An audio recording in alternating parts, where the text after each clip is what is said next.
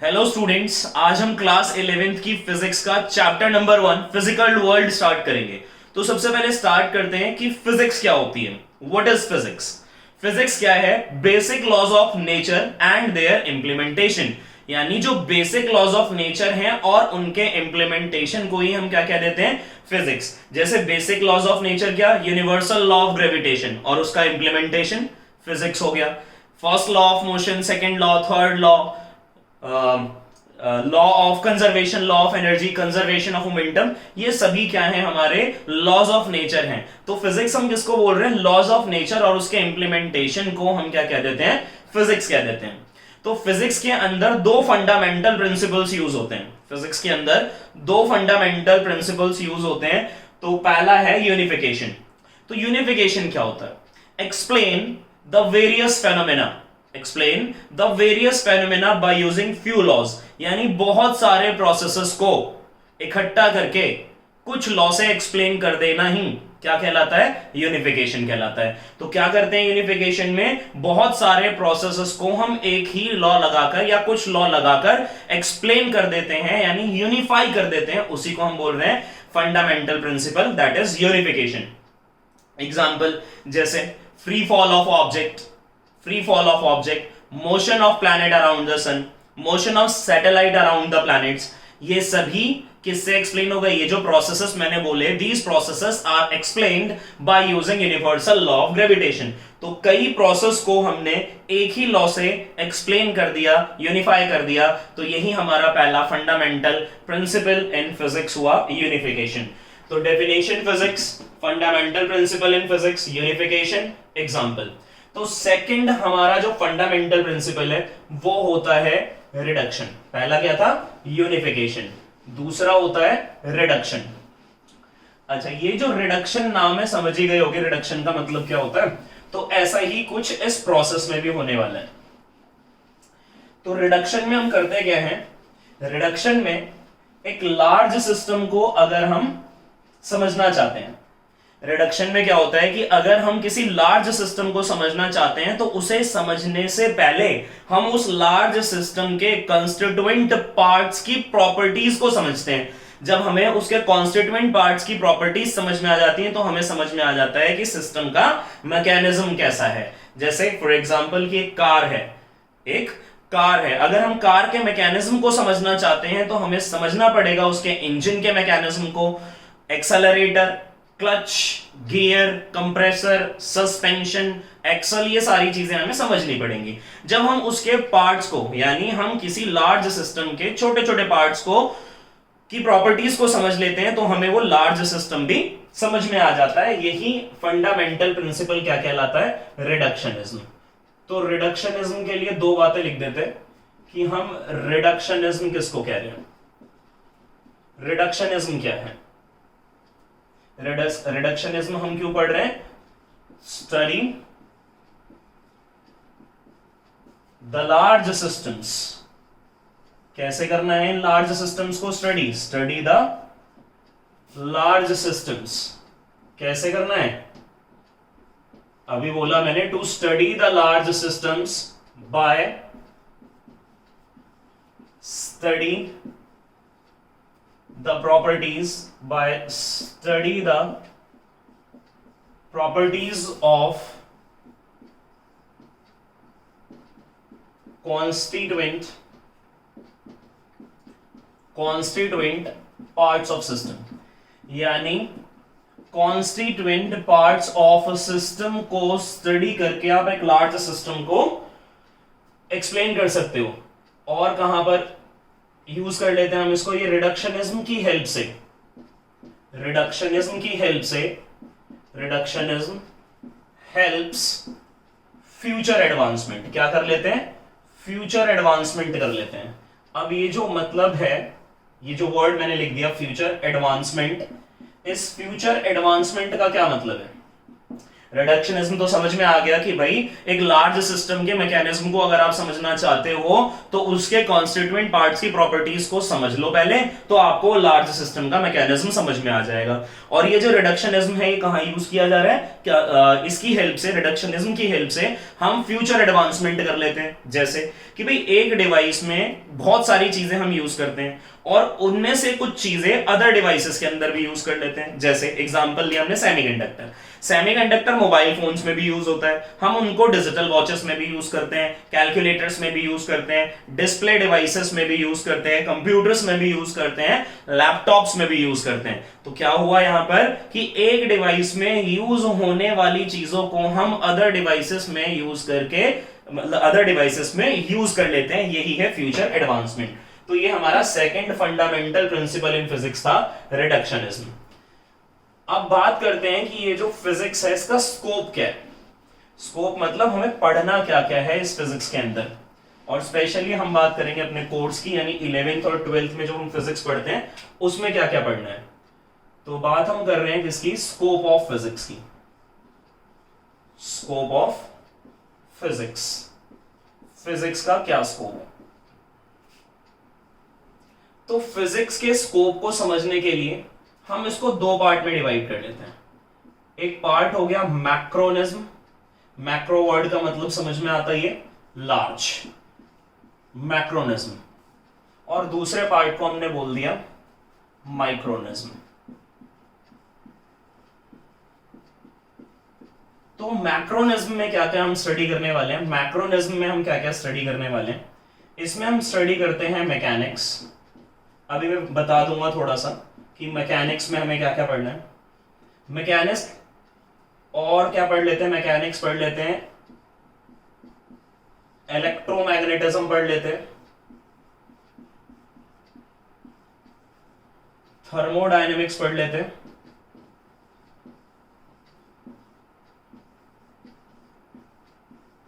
Thermodynamics पढ़ते हैं और ऑप्टिक्स पढ़ लेते हैं। तो ये सारी की सारी चीजें हम पढ़ेंगे मैक्रोनिज्म में। माइक्रोनिज्म में हम पढ़ लेते हैं क्वांटम फिजिक्स, क्वांटम फिजिक्स। अब जो चीजें समझ में नहीं आ रही इसका मतलब पढ़नी है अभी हमें बहुत सारी चीजें। तो इसमें जैसे मैकेनिक्स है, फर्स्ट है मैकेनिक्स। मैकेनिक्स में हम क्या क्या पढ़ते हैं, मोशन और लॉज ऑफ मोशन पढ़ते हैं, फोर्स उसके लॉस पढ़ते हैं, वर्क एनर्जी पावर पढ़ते हैं। ठीक है, वर्क एनर्जी पावर में law of conservation of energy famous है, वो लॉ भी आपको पता ही होगा। ठीक है, ये पढ़ लेते हैं, वर्क एनर्जी पावर पढ़ते हैं। रोटेशनल मोशन हो गया, रोटेशनल मोशन पढ़ते हैं, ग्रेविटेशनल मोशन पढ़ते हैं। ठीक है, या मोशन अंडर द ग्रेविटी पढ़ते हैं, properties of solid, properties of fluids, oscillatory motion और मैकेनिकल वेव्स की स्टडी सब किस में होती है, मैकेनिक्स में।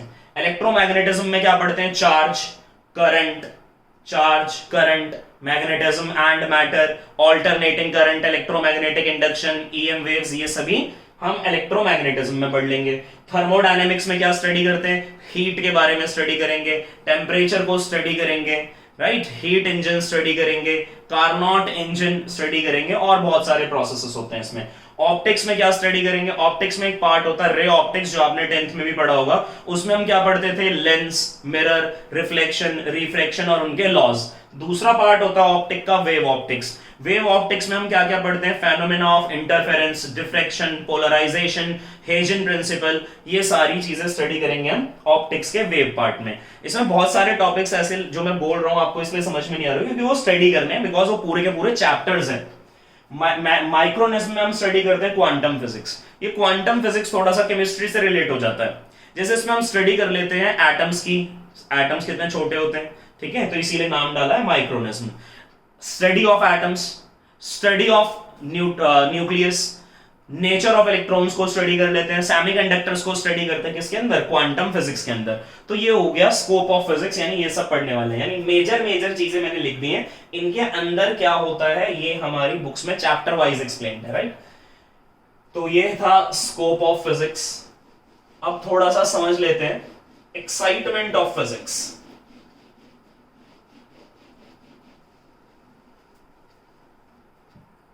क्या मतलब है इसका,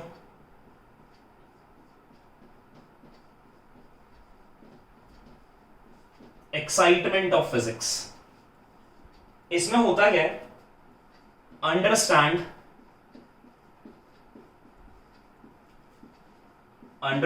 द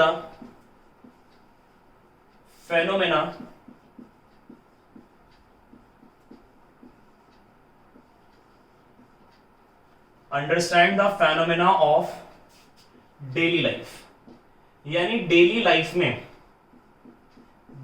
लाइफ में होने वाले फेनोमेना को समझ जाते हैं हम। फिजिक्स की हेल्प से डेली लाइफ में होने वाले फेनोमेना को समझ लेते हैं। जैसे फैन घूम रहा है, क्यों घूम रहा है, टेलीविजन चला दिया, क्यों चल दिया, क्या प्रोसेस हुआ होगा। तो इन सारे डेली लाइफ के प्रोसेसेस को हम समझ लेते हैं किसकी हेल्प से, फिजिक्स की हेल्प से। तो इसीलिए इसको बोल दिया ये एक एक्साइटमेंट हो गई फिजिक्स की, कि हम डेली लाइफ के फेनोमेना को समझ लेते हैं। और क्या, बाय अप्लाइंग लॉज, यानी जो भी लॉज हमें पता होते हैं या जो डिस्कवर होते हैं लॉ, उनकी हेल्प से, by applying laws make new applications,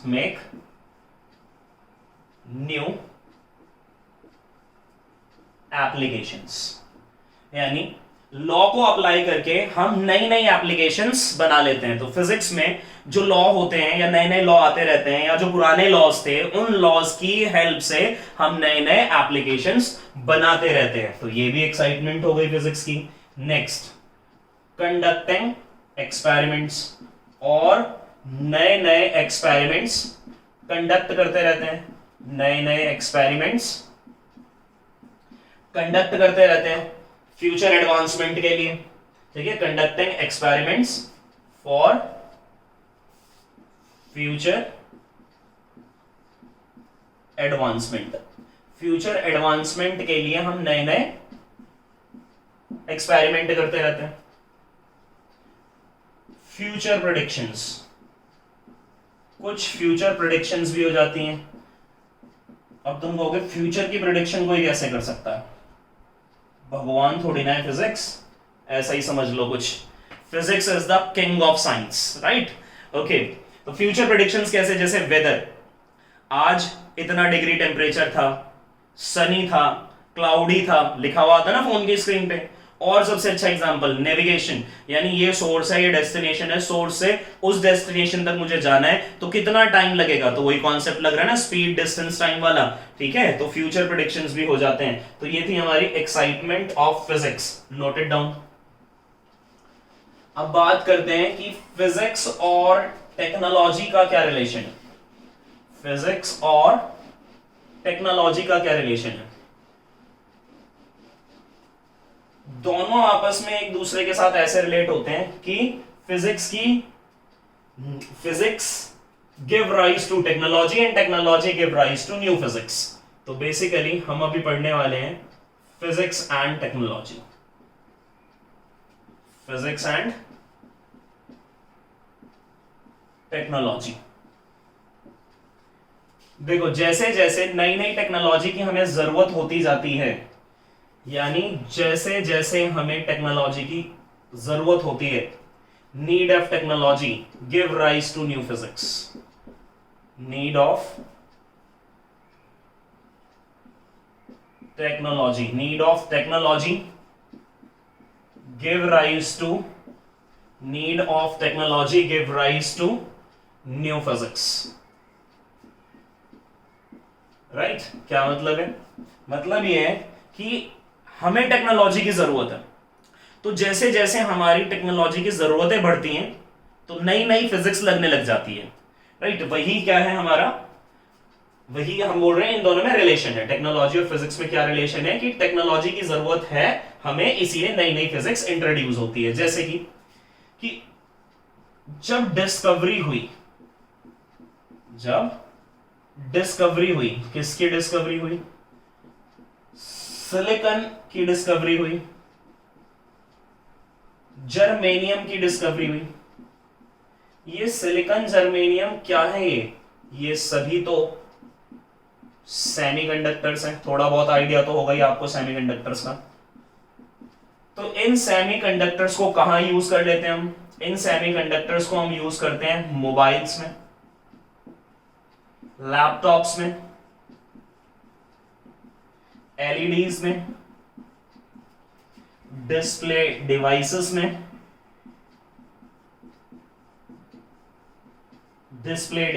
में,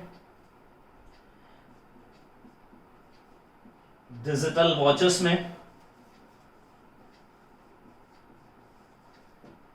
कैलकुलेटर्स में। तो हो क्या रहा है देखो, जैसे जैसे टेक्नोलॉजी, अब ये क्या चीज है, नई नई चीजें बन गई। तो जैसे जैसे टेक्नोलॉजी की हमें जरूरत होती है, नया फिजिक्स आना शुरू हो जाता है, या नया फिजिक्स लगना शुरू हो जाता है, या नए फिजिक्स का एवोल्यूशन हो जाता है। राइट, नई फिजिक्स का मतलब है नए नए लॉज का, नए फिजिक्स का मतलब है नए नए लॉज का, बिकॉज फिजिक्स क्या होता है, basic laws of nature and their implementation. Right, तो आज हम ये टॉपिक यहीं रखते हैं। तो ये था हमारा chapter number 1, physical world, physics class 11th। अगर ये वीडियो पसंद आया तो लाइक करें, शेयर करें और चैनल को सब्सक्राइब करें। Thank you very much.